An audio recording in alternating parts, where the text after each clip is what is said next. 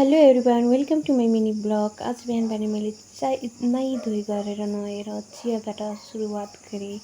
अनि मैले दसैँ मनाउन पाएको थिएन नि त। आज मेरो दसैँ सुरु हुने अनि मैले दसैँ बनाएको पछि अनि चिया पिएँ अनि यता टिकटक बनाएँ यस्तो आफ्नो घरतिर नुहाएर। अनि त्यसपछि मेरो दादालाई भने कि दादा मेरो मोबाइल समाइदिनु न, म टिकटक बनाउँछु भने। अनि म बिचमा डान्स बिर्सेको साथीहरू, म डान्स बिर्सेको हुनाले अनि मैले भाइ के बनाउँदैन भने। अनि त्यसपछि मलाई मम्मी पापाले टिका लगाइदिनु भयो सबैले।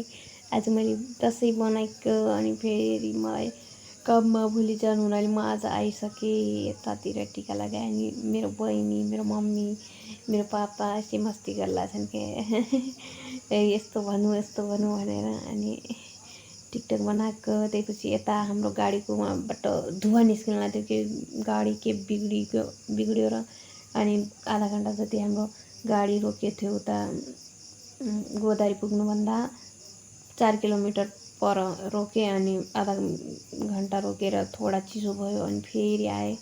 अनि साथीहरू त्यही घरि पुगुन्जेल फेरि गाडीको ब्रेक पनि फेल भयो अरे, टायर पनि पङ्चर भयो हुनाले अनि फेरि हामी अहिले त वहीँ छु हामीहरू होइन।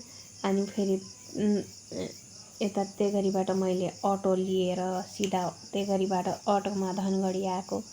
हाम्रो गाडी बिग्रेर सबैजना त्यस्तै बाटोभरि धौ पुग्यो। आज यस्तो डर लागिरहेको थियो बाटोमा, कोही पनि क्याबिनमा बस्नु पऱ्यो बसको। अनि त्यस्तै साथीहरू आजको सफर यस्तो डेन्जर थियो। अनि ड्राइभरले पनि दारू खाएर जस्तो चलाउँदै थियो, डरले धौ जिन्दा बचेर आए।